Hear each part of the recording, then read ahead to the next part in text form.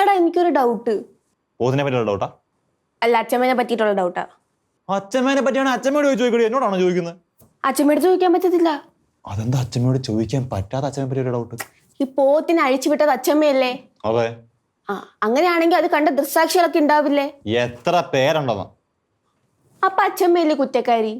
ഉറപ്പായിട്ടും ആ പോത്ത് വല്ലവരും കുത്തി അച്ഛൻ പോകും ജയിലില്. എടാ, അപ്പൊ നമ്മുടെ പറമ്പിൽ വന്ന് പോത്തല്ലേ കുറ്റക്കാരൻ? അതങ്ങനെ പോത്ത് കുറ്റക്കാരനാകും? പോത്തിനെ പെട്ട് ജയിലിടാൻ പറ്റുവാ? പോത്തിനെ കൊണ്ട് കെട്ടിയതാരാ? ആ അടച്ചു വിട്ടാരൻ, അങ്ങനെയല്ലേ കുറ്റക്കാരൻ? അങ്ങനെയാണെങ്കിൽ നമ്മുടെ പറമ്പിൽ കെട്ടാൻ വേണ്ടിയിട്ട് അനുവദിച്ച അച്ഛനല്ലേ കുറ്റക്കാരൻ? ആ ശരിയാണല്ലോ, അച്ഛനെ കുറ്റക്കാരൻ. ആ, അയ്യോ, അച്ഛൻ കുറ്റക്കാരനായ കഴിഞ്ഞാൽ അച്ഛൻ മുങ്ങും. അപ്പൊ നാട്ടുകാരെല്ലാരും കൂടി അച്ഛന്റെ മോനായ നിന്നെ കുറ്റക്കാരനാക്കും. ഓടിയോ ഞാൻ തന്നെ കുറ്റക്കാരനാവുന്നു? ആ, നീ വെട്ട്. അയ്യോ,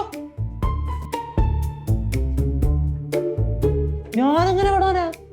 നീ തന്നെ കുറ്റക്കാരൻ. എടി അല്ലടി. ആണ്. ഞാനോ? പിന്നെ സൂക്ഷിച്ചോ, നിന്റെ അച്ഛൻ മുങ്ങാണ്ടിരുന്ന സൂക്ഷിച്ചോ. അച്ഛൻ മുങ്ങിക്കഴിഞ്ഞാൽ നിന്റെ കാര്യം തീർന്നിട്ടോ. നീ പോയി, നീ തീർന്നു. ചോടി ചുമ്മാ പേടിപ്പിക്കാ. ഞാൻ അവരെ ഹെൽപ്പ് ചെയ്ത്, അത് നാട്ടുകാർക്കെല്ലാം അറിയാം. എടാ, നിനക്ക് നിന്റെ അച്ഛനെ അറിഞ്ഞൂടെ? അറിയാം. ആ പോത്തിന്റെ പുറകെ ഓടിയതാരാ? ഞാൻ. അപ്പൊ നീയല്ലേ കുറ്റക്കാരൻ? ഞാൻ സഹായിക്കാൻ വേണ്ടി ഓടിയതല്ലേ? അത് പറഞ്ഞിട്ട് കാര്യമില്ല.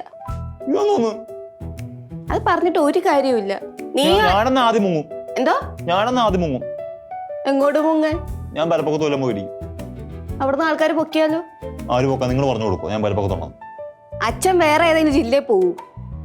നിനക്ക് പോകാനുള്ള കാശുണ്ടോ? ഇല്ല. നീ ഇവിടെ നിന്നിരുന്നതിന് നിന്നെ ആൾക്കാർ പൊക്കും.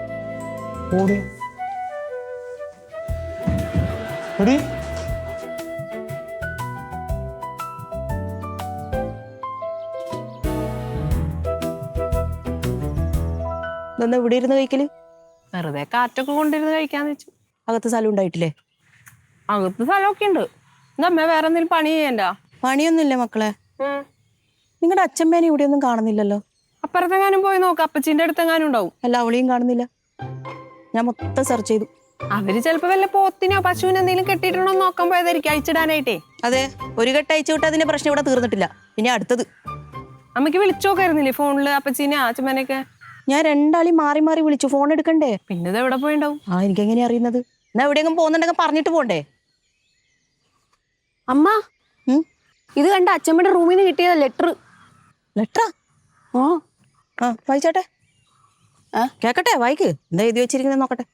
എത്രയും പ്രിയപ്പെട്ട പ്രകാശനും പുഷ്പയും അറിയുന്നതിന് ഇപ്പോഴത്തെ ഈ ദുർഘടമായ സാഹചര്യത്തിൽ ഞാൻ ഇവിടെ നിൽക്കുന്നത് അപകടമാണ്. അതുകൊണ്ട് ഈ പ്രശ്നത്തിന് നീ തന്നെ മുൻകൈ എടുത്ത് ഒരു പരിഹാരം ഉണ്ടാക്കണം. എന്നെ അന്വേഷിച്ച് വരുന്നവരോട് ഞാൻ ദുബായിലേക്ക് നാട് വിട്ടു എന്ന് പറയണമെന്ന്.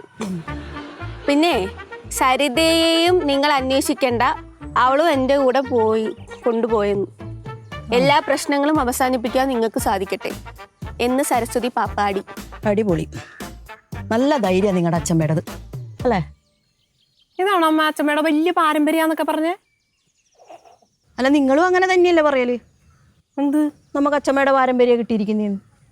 എനിക്ക് അച്ഛമ്മയുടെ പാരമ്പര്യം ഒന്നുമല്ല, എനിക്ക് അമ്മയുടെ പാരമ്പര്യം. നിനക്കോ? അല്ല, ഈ ഒരു പ്രത്യേക സാഹചര്യത്തിൽ എനിക്ക് അമ്മയുടെ പാരമ്പര്യമോ? സാഹചര്യത്തിനനുസരിച്ച് കാല് മാറാൻ പിന്നെ എൻ്റെ മക്കളെ കഴിഞ്ഞിട്ടേ ആളുള്ളൂ അല്ലേ? അതെ. ബിസ്ക്കറ്റ് എനിക്ക് വേണ്ട, നിങ്ങൾ കഴിക്ക്.